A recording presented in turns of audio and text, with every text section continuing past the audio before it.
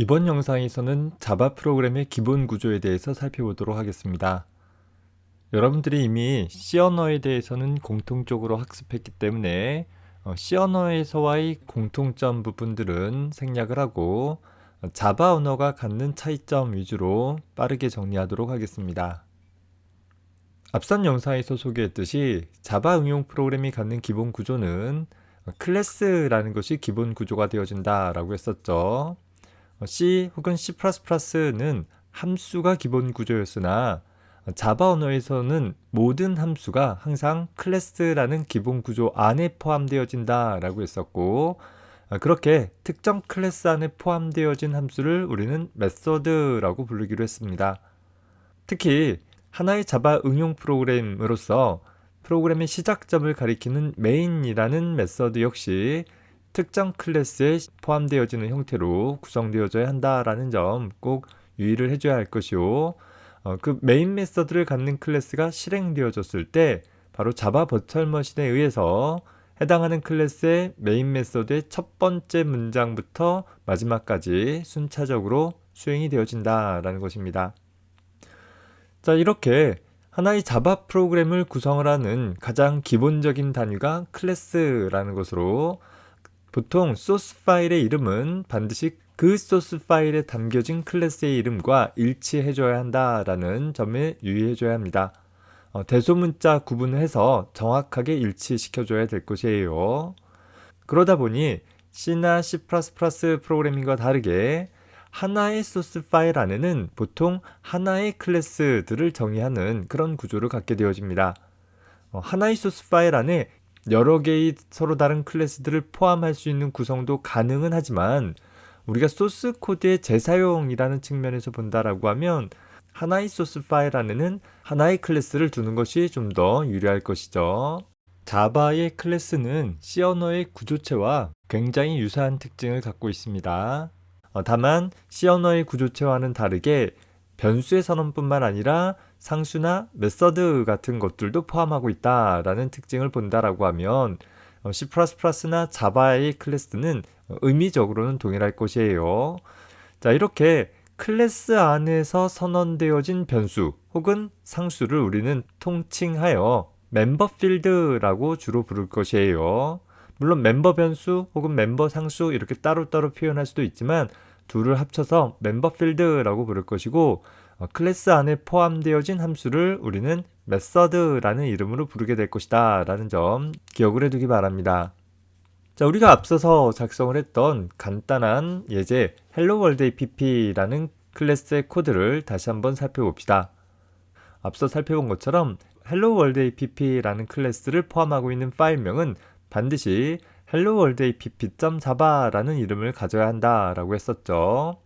현재 클래스라는 키워드 다음에 하나의 클래스 이름을 지정을 했고 중괄호 열고 닫고를 통해서 우리는 하나의 클래스의 바디, 즉 몸체를 정의하고 있는 구문을 볼 수 있는 것이에요.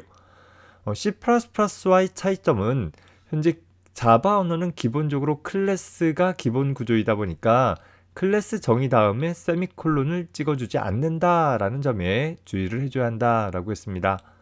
이렇게 클래스의 몸체 안에는 하나 이상의 다른 멤버 필드나 혹은 메서드들을 포함할 수 있게 되어지는데 현재 구성에서는 main이라는 이름의 함수가 정의되어진 것을 볼 수 있죠.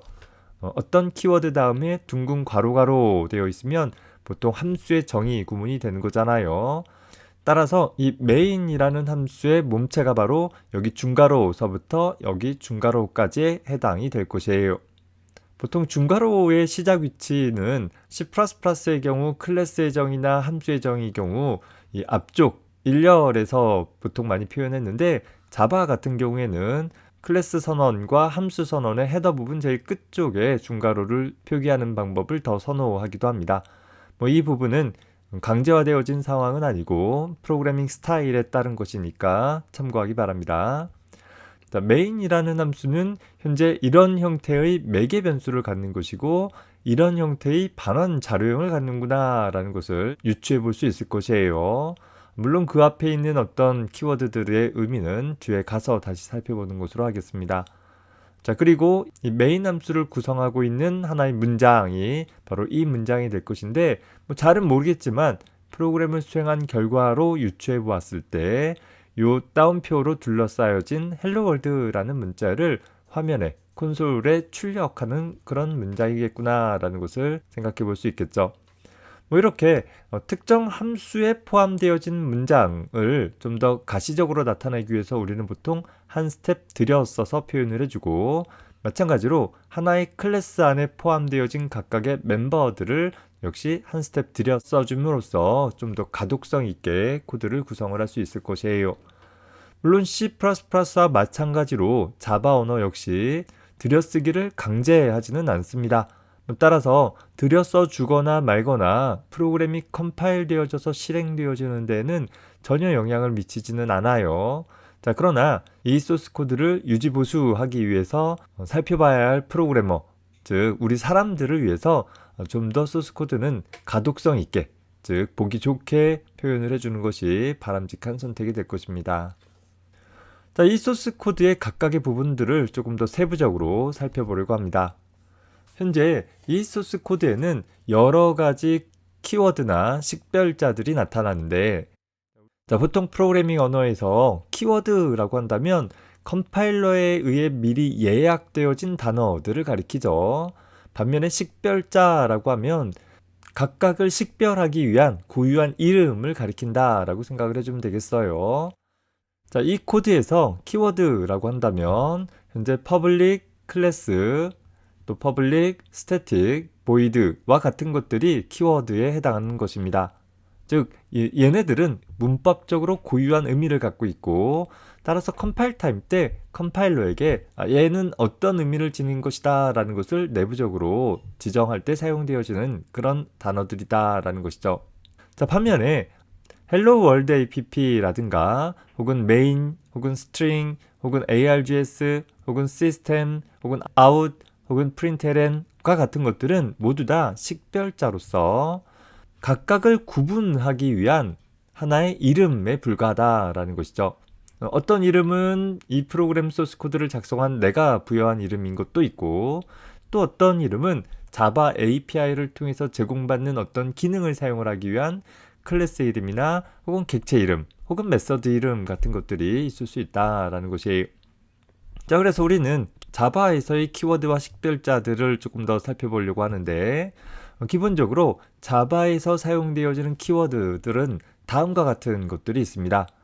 일반적인 프로그래밍 언어에서 사용하는 키워드들과 거의 유사한데, C++에서는 사용하지 않는 키워드들이 좀 다소 추가가 되어 있어서 좀 생소한 부분들이 있을 것이에요. 특히 여기서 const나 goto 같은 경우는 사실 자바 언어에서 사용되어지는 문법적인 표현들은 아니에요. 하지만 C++ 같은 다른 프로그래밍 언어에서 굉장히 많이 사용되어질 수 있었던 키워드들이기 때문에 혼란을 방지하기 위해서 역시 자바에서도 키워드로 등록이 되어져 있습니다. 자, 이 키워드들은 우리가 완전하게 외우고 있어야 하는 건 아닐 거예요. 다만 우리가 키워드를 알고 있어야 하는 것은 바로 우리가 어떤 식별자를 작성하고자 했을 때, 즉 내가 어떤 클래스 이름을 짓거나 변수의 이름을 짓거나 혹은 메서드의 이름을 짓는 등 어떤 이름을 부여하고자 했을 때 기본 전제 조건이 키워드는 식별자로 사용할 수 없는 문제가 있는 것이죠.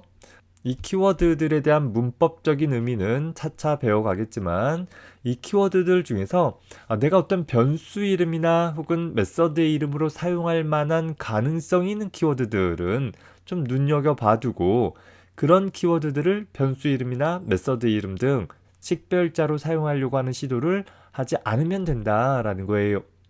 예를 들어서 클래스라는 것이 키워드다라는 건 우리가 이미 알고 있을 거 아니에요. 그러나 슈퍼라는 키워드는 좀 생소한 거예요.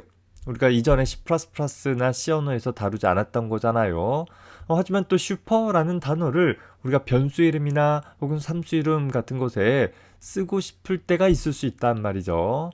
그래서 우리는 슈퍼라는 단어는 예약되어진 예약어이구나 라는 것을 기억을 해두면 되겠다라는 거죠. 뭐 이런 식으로 각자 자기가 사용할 수 있는 그 영어 단어들을 기반으로 해서 확인을 해두기 바랍니다. 역시 일반적인 프로그래밍 언어와 마찬가지로 식별자는 우리 프로그래머가 붙여주는 이름인 것인데 기본적으로 식별자 작성 규칙이 있을 것이에요. 사실 자바 언어에서는 유니코드 문자를 가지고서 식별자를 작성을 할 수 있습니다. 그러다 보니까 소위 한글로 변수 이름을 혹은 함수 이름을 짓는 것이 허용되어진다라는 것이죠. 다만 이런 좀 특별한 언어들을 이용해서 또 기호들을 이용을 해서 식별자를 짓는 것은 사실 바람직한 선택은 아닐 거예요. 보통 식별자는 프로그래머가 그것을 식별하기 위해서 부여되어지는 이름인데 예를 들어서 우리가 한글로 최대값이라는 변수를 지정을 했다라고 가정을 해봅시다. 그런 식별자를 포함하고 있는 코드를 한글을 아는 프로그래머들만 살펴본다라고 하면 문제가 없을 수 있어요. 하지만 글로벌한 시대, 특히 최근에 보면 오픈소스 같은 개념들이 활성화되어짐에 따라 내가 작성한 소스 코드를 나만 보는 것이 아니라 여러 프로그래머가 같이 협업해가는 형태로 코드를 작성할 수도 있는 것이죠. 이런 경우에 보면 이렇게 한글로 작성한 식별자는 다른 나라의 프로그래머에게는 식별되어지기 어려울 수 있는 그런 형태가 될 수 있다라는 것입니다. 특히 최근에 보면 우리 지구상에 재난이 일어날 것을 대비해서 우리가 사용할 수 있는 오픈소스 코드들을 이렇게 북극의 지하기지에다가 일부 백업을 받아놨다라고 그래요. 그 안에 이렇게 들어있는 코드들이 있는데 그 코드들에 한글로 작성되어진 식별자들이 많이 있다라고 한다면 나중에 물론 그런 일이 발생되면 안 되겠지만 나중에 그 코드를 보게 될 어떤 프로그래머가 그것을 잘 식별하기는 어려울 수 있다라는 거죠. 한글을 무시하는 게 아니에요. 한글을 사용하는 프로그래머의 수가 적기 때문에 더 많은 프로그래머들 사이에 작성한 소스 코드를 좀 더 쉽게 이해할 수 있도록 하기 위해서는 가급적이면 영문자 알파벳과 숫자의 조합을 가지고서 식별자를 작성하는 것이 좀 더 바람직한 선택이 될 것입니다. 다만 앞서서 얘기했듯이 키워드는 이미 예약되어진 단어이기 때문에 키워드는 절대 식별자로 사용할 수 없다라는 점 유의해줘야 할 것이고 더불어서 식별자는 엄격하게 대소문자를 구분을 한다라는 것이에요. 특히 숫자가 식별자 내부에 포함되어질 수 있지만 식별자의 첫 번째 문자는 반드시 숫자가 아닌 문자가 와야 한다라는 점 유의해줘야 될 것이고 대부분의 기호 문자들은 공백을 포함한 기호 문자들이나 특수 문자들은 식별자 내부에 포함되어질 수 없다라는 것이에요. 예를 들어서 A 더하기 B라는 이름이 가능하다라고 한다라고 하면 그게 A 더하기 B라는 하나의 이름인지 아니면 A라는 이름과 B라는 이름의 변수들을 더하라라는 연산문인지를 식별하기가 어렵게 되는 것이죠. 이런 이유로 기호 문자들은 기본적으로 식별자에 포함되어질 수 없고 다만 언더스코프라고 해서 밑줄 문자 있죠. 혹은 $사인이라는 문자 있죠. 이 문자는 식별자로 포함되어질 수는 있다라는 거예요. 다만 우리 자바 프로그래밍에서는 그리 많이 사용하지는 않습니다. 식별자의 길이는 원칙적으로 제한은 없으나 지나치게 긴 길이나 혹은 지나치게 짧은 길이는 사실상 바람직하지는 않을 거예요. 너무 짧으면 식별하는데 한계가 있을 것이고 또 너무 길면 입력하는데 한계가 있을 수 있겠죠. 이런 점 좀 참고해서 이름을 좀 잘 짓는 습관들도 갖기 바랍니다. 여러분들이 프로그래밍을 처음 했을 때는 그저 변수 이름들을 A, B, C, D 혹은 N1, N2, N3와 같이 작성해 버릇할 텐데 너무 단순한 이름은 프로그램 코드의 가독성을 떨어뜨려 버릴 수밖에 없어요. 좀 더 이해하기 쉬운 코드를 작성을 했을 때 비로소 오류가 적어질 수 있는 프로그램 코드를 작성할 수 있게 되어진다라는 점 잘 기억해서 적용을 하기 바랍니다. 자, 다음에 보면 몇 가지 식별자의 사용 예를 나타내 주었어요. 전통적으로 영문자 알파벳 혹은 언더스코프 밑줄 문자를 통해서 두 단어 이상을 조합한 형태 가능하게 될 거예요. 알파벳과 숫자의 조합 역시 가능하고 $사인이라는 기호가 포함되어지는 것도 가능하다라는 거죠.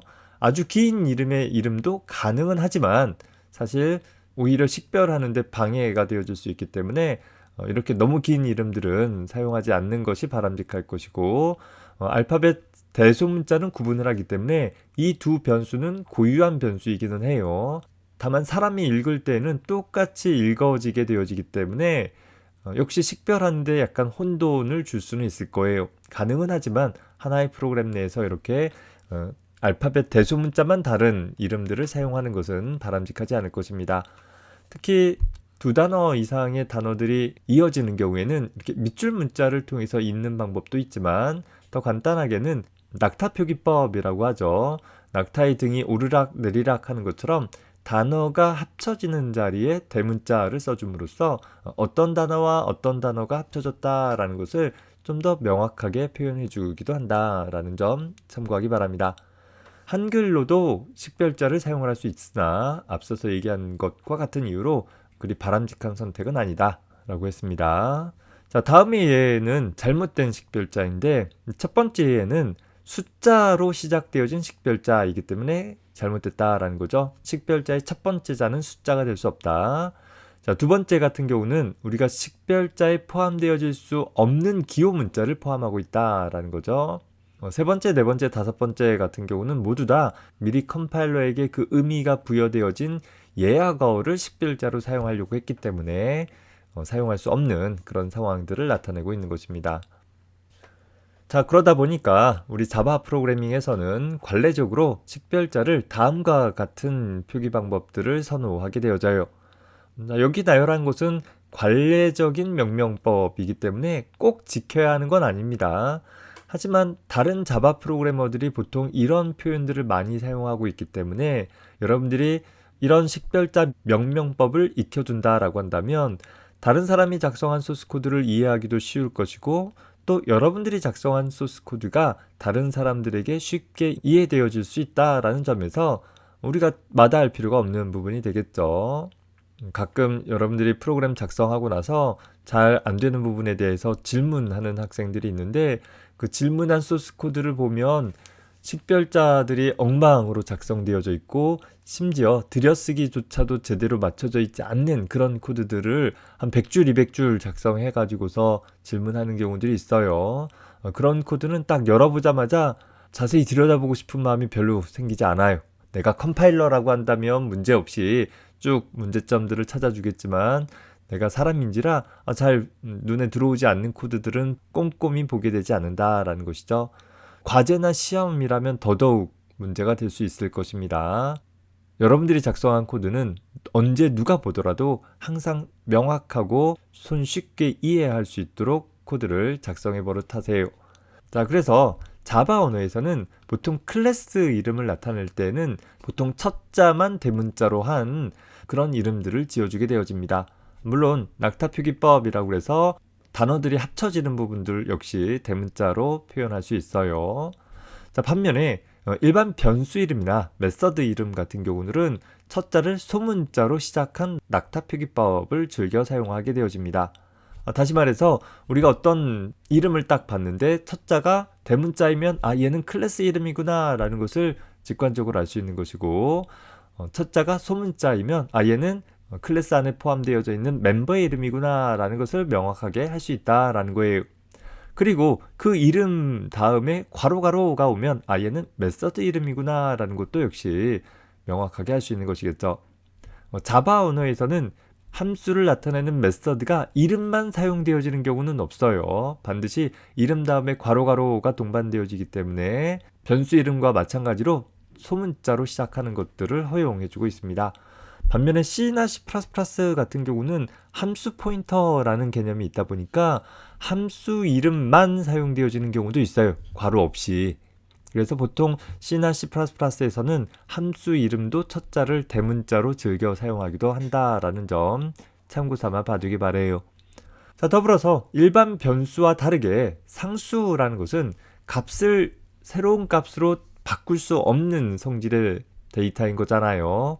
그러다 보니까 상수들은 보통 전부 다 대문자로 표현해 줌으로써 변수명과 구분해 주게 되어지는데 역시 두 단어 이상이 합쳐진 상수인 경우에는 낙타 표기법의 반대로 단어가 합쳐지는 부분만 소문자로 쓰는 것은 좀 뭔가 어색하고 눈에 잘 안 들어와요.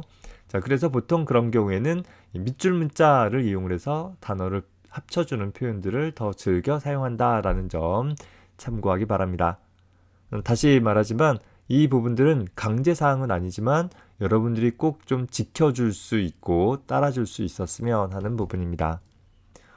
자, 다시 돌아와서 우리가 작성한 Hello World app라는 프로그램 작성을 해보면 현재 Hello World app라는 이름은 바로 클래스 이름, 첫자가 대문자잖아요. 클래스 이름이구나 라는 것을 살펴볼 수 있어요. 그리고 그 앞에 있는 클래스라는 것은 하나의 키워드로서 새로운 클래스를 선언해라 라는 그런 표현이 되는 것이죠. 자, 다시 그 앞에 public이라는 키워드는 이 클래스를 현재 Hello World app라는 지금 정의하고 있는 클래스를 누구나 접근할 수 있도록 공용 영역에 두겠다라는 키워드가 되는 거예요. 뒤에 가서 다루겠지만 현재 자바의 클래스는 퍼블릭 클래스가 있을 수 있고 퍼블릭이 아닌 클래스가 있는데 퍼블릭 클래스라고 하면 언제나 사용할 수 있는, 어디서나 사용을 할 수 있는 그런 클래스이다 라는 의미가 되어집니다. 다만 이 퍼블릭 클래스가 가져야 할 조건 중에 하나는 반드시 클래스 이름과 같은 소스 파일 안에 저장되어져야 한다라는 특징이 있습니다. 거꾸로 얘기해보면 퍼블릭 클래스가 아닌 클래스는 아무런 이름의 소스 파일에나 저장해도 상관이 없어요. 하지만 퍼블릭 클래스는 반드시 그 클래스 이름과 같은 소스 파일에 저장되어질 수밖에 없는 것이고, 따라서 하나의 소스 파일 안에는 퍼블릭 클래스가 단 하나만 정의되어질 수 있다라는 점도 유의해 두기 바랍니다. 자, 메인이라는 이름은 현재 메서드의 이름이 되는 것이죠. 컴파일러에게 여기서부터 시작돼 라는 시작점을 알려주는 이름이 될 것이고, 현재 args라는 메인이라는 메서드의 정의에 괄호 안에는 매개 변수를 기술하는 부분이기 때문에 바로 이 args라는 것은 메인이라는 메서드의 매개 변수 이름이 된다라는 거예요. 자, 그리고 그 앞에 string이라는 것은 현재 이 매개 변수의 타입을 나타내는 문자열을 나타내는 클래스 이름이 되는 것이고, 메인 앞에 있는 void라는 것은 이 메인이라는 함수에 반환자료형이 없다라는 반환자료형의 타입을 기술하는 키워드가 될 것이에요. 자, 그 앞에 public이라는 것은 역시 이 main이라는 메서드는 누구나 사용할 수 있는 메서드다라는 것을 나타내 줄 수 있는 키워드이고, 그 사이에 있는 static이라는 키워드는 현재 이 main이라는 메서드는 이 메인 메서드를 포함하고 있는 Hello World app라는 클래스로 객체를 만들지 않아도 호출할 수 있는 메서드이다 라는 좀 특별한 메서드임을 나타내 줄 수 있는 키워드가 되는 것입니다. 이 부분에 대해서는 우리 뒤에 가서 다시 다 다룰 거예요. 일단은 우리가 작성한 예제의 각 키워드 부분이 어떤 의미가 있는지만 대략적으로 살펴봐 둡시다. 자, 그리고 보면 우리가 수행하고 있는 문장 system.out.println 이라는 부분이 있는데, system이라는 것도 하나의 식별자예요. system이라는 클래스를 나타내는 것이고, out이라는 것은 system이라는 클래스에서 제공하고 있는 객체의 이름이에요. 자, 다만 system이라는 클래스의 static 객체이기 때문에 우리 C++에서 마찬가지로 static 멤버는 객체를 생성하지 않고 바로 접근할 수 있도록 할 수 있어서 여기서처럼 system이라는 클래스가 가지고 있는 out이라는 객체라는 의미가 되는 것이고, 그 out이라는 객체가 가지고 있는 메서드 중에서 println이라는 메서드를 호출해라 라는 의미가 되는 것입니다. 자, 그리고 그 괄호 안에 사용되어진 hello world라는 것은 println의 인수로 지정된 하나의 문자열 리터럴 상수로서 바로 이 문자열 리터럴 상수를 받아가지고서 println은 화면에 출력해주는 일을 담당하게 되는 것입니다. 자, 이렇게 우리가 텍스트 기반의 콘솔 어플리케이션에서 화면에 무엇인가를 출력하기 위해서는 기본적으로 system이라는 클래스가 가지고 있는 스태틱 객체 out의 메서드 중에서 println이라는 메서드를 주로 사용을 하게 될 것이에요. 자, 이 println이라는 메서드는 인수로 출력할 데이터를 전달받는데 메서드 오버로딩 되어져 있어요. 다중 정의된 함수이다 라는 것입니다. 즉, 같은 이름으로 제공되어지나 서로 다른 데이터를 받을 수 있도록 다중 정의되어 있어서 문자열을 받으면 문자열을 출력하고, 정수를 받으면 정수를 출력하고, 아무것도 안 받으면 그냥 빈 줄만 출력해주는 그런 함수가 되어져요. 물론 각각의 데이터를 출력했을 때는 지정한 인수의 내용을 출력하고 자동으로 줄바꿈 처리를 수행을 해준다라는 특징이 있는 것이죠. print line이라는 그런 이름을 갖고 있구나 생각해 주면 되겠어요. 반면에 out이라는 객체는 print라는 메서드도 갖고 있는데, print 메서드는 지정된 인수를 출력하고 자동으로 줄바꿈 처리를 안 해줘요. 그래서 println과 print 메서드는 줄바꿈 처리를 자동으로 해주느냐 해주지 않느냐에 대한 차이가 있을 뿐이다 정도 참고해 보기 바랍니다.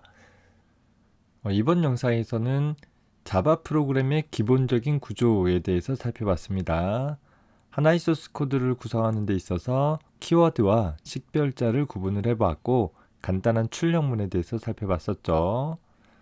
다음 영상에서는 구체적으로 자바의 여러 가지 기초 문법들을 간단히 정리해 보도록 하겠습니다. 수고했습니다.